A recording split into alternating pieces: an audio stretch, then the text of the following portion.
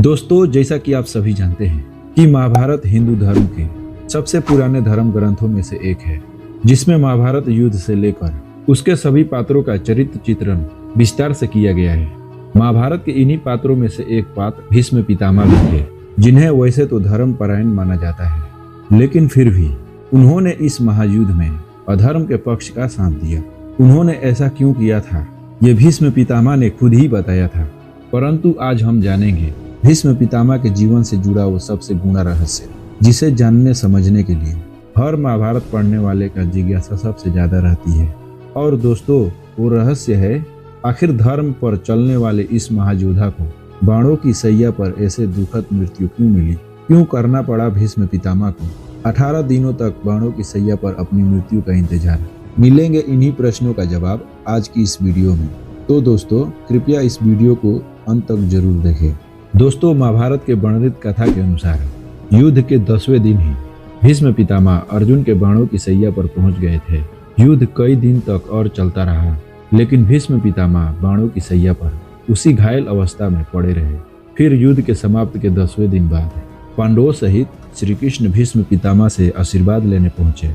श्री कृष्ण को देख भीष्म पितामह ने उनसे पूछा, हे वासुदेव, कृपा कर मुझे बताइए, जो मैं इस तरह 18 दिनों तक बाणों की सैया पर पड़ा हुआ हूँ, कि मेरे कौन से कर्म का फल है। पितामह के इन प्रश्नों को सुनकर पहले तो श्री कृष्ण मुस्कुराए और फिर उन्हीं से प्रश्न करने लगे, पितामह, क्या आपको पूर्व जन्म याद है? इस पर पितामह ने उत्तर दिया, हे कृष्ण, मुझे अपने 100 पूर्व जन्मों का ज्ञात है, और मैं ये भी जानता हूँ कि मैंने इन 100 जन्मों में कभी किसी का अहित नहीं किया है।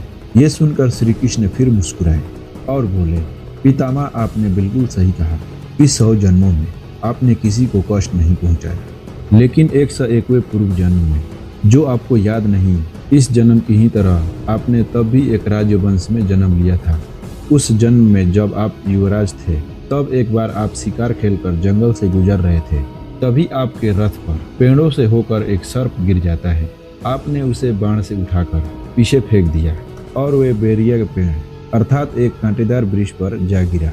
जब वो कांटों पर गिरा तो उसके सारे शरीर में कांटे घुस गए, और वो सर्प जितना कांटों से निकलने की कोशिश करता, उतना ही उसके शरीर में कांटे चुभता गया, और वो इस तरह 18 दिनों तक वो कांटों में फंसकर तड़पता रहा और ईश्वर से यही प्रार्थना करता रहा कि जिस तरह मैं तड़प तड़प कर मृत्यु को प्राप्त हुआ हूँ, ठीक वैसे ही मृत्यु मुझे इस हाल में पहुंचाने वाले युवराज को भी हो।